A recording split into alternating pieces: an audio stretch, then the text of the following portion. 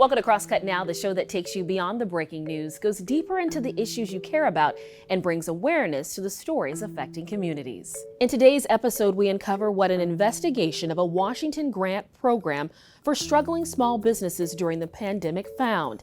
We'll also look into the steady decline of Native American student enrollment in higher education in the state. Plus, Aberdeen Mobile Home Park residents are more hopeful after new developments from the State Attorney General's ongoing investigation into their complaint. I'm Paris Jackson. In today's episode, thousands of struggling Washington businesses received state grant funds during the pandemic. Our investigation looks into what businesses received those dollars and how one agency could have contributed to barriers for others.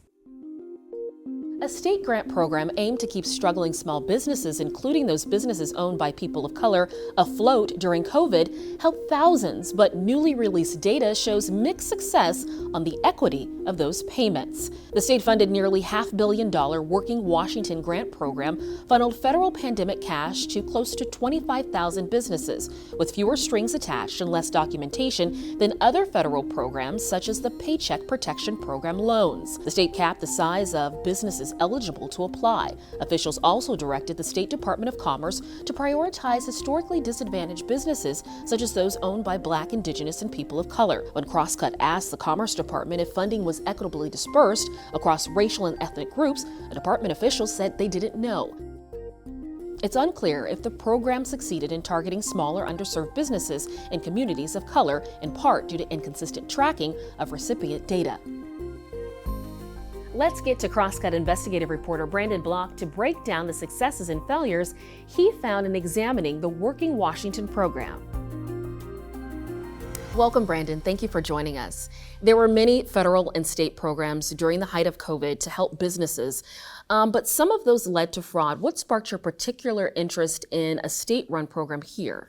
The initial impulse for writing about this program was that it hadn't been written about very much before. I wrote previously for Crosscut about the Paycheck Protection Program, which was the big federal business loan program that ended up being pretty susceptible to fraud. And most people have heard of that. And also, you can go look up who got a PPP loan.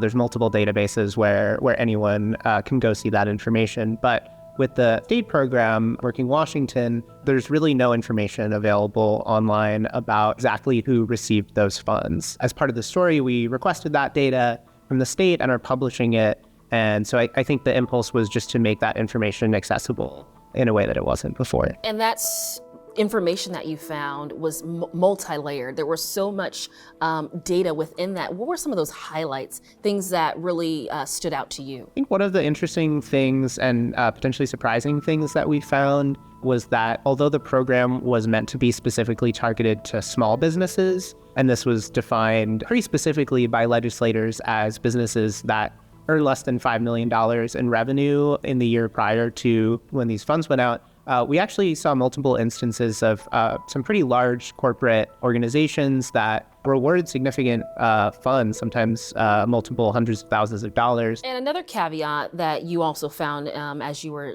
digging into these data points is there were Washington officials that said this money also, they wanted to target those disadvantaged business owners, those BIPOC folks. And one thing that came up is that necessarily wasn't the case. What did you find in that regard? When I asked the State Department of Commerce, which was in charge of distributing these funds, they didn't know whether or not that ultimately was the case, whether certain groups were prioritized. When the money was allocated, this was during the emergency order, and the Department of Financial Management specifically directed these funds to prioritize historically disadvantaged, was the term that they used. But when we interviewed the department who was in charge of distributing the money, they didn't know whether that had happened, and they didn't really have any metrics for assessing whether or not they succeeded in that goal.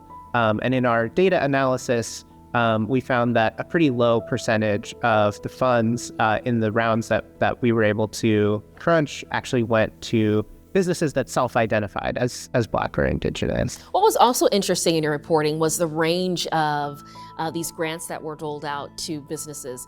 Kind of speak upon why there was such a broad range for certain businesses.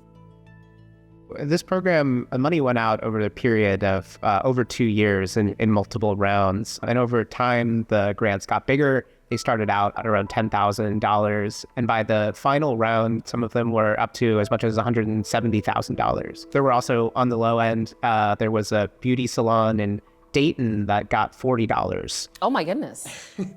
Wow. Not entirely sure what happened there. But yeah, the range was quite broad. Brandon, it was a pleasure speaking with you today. Thanks for having me. Absolutely. If you want to read more about Brandon's complete full investigative story, go to crosscut.com for more.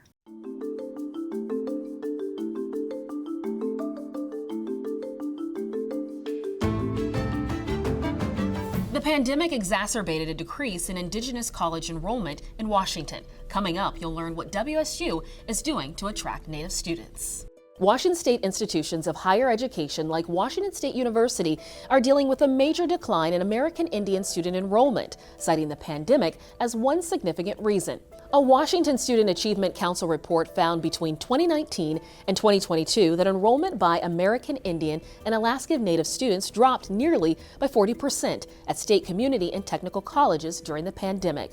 In normal times, many Native students struggle to get into Washington colleges and universities. The National Center for Education Statistics says nationally, American Indians have the lowest college enrollment of any ethnic group in the nation for many different reasons, such as needing more financial aid, being less prepared for college because they attend high schools with less access to college prep courses, and having fewer family members who attended college.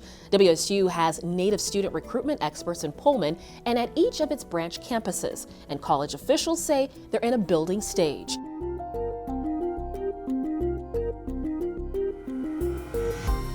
Did the owners of an Aberdeen mobile home park violate tenant protections? We'll explain what the state attorney general's preliminary investigation found.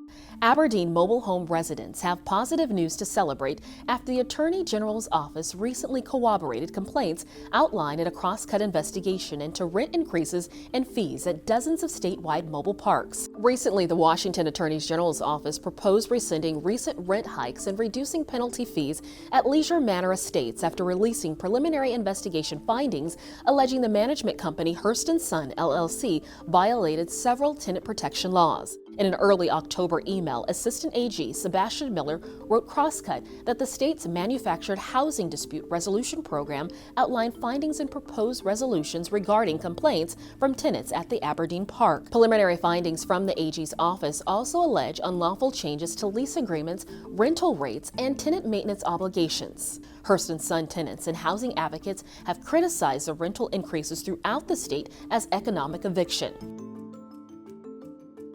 I'm Paris Jackson. Thanks for watching Crosscut Now, your destination for nonprofit Northwest news. Go to crosscut.com for more.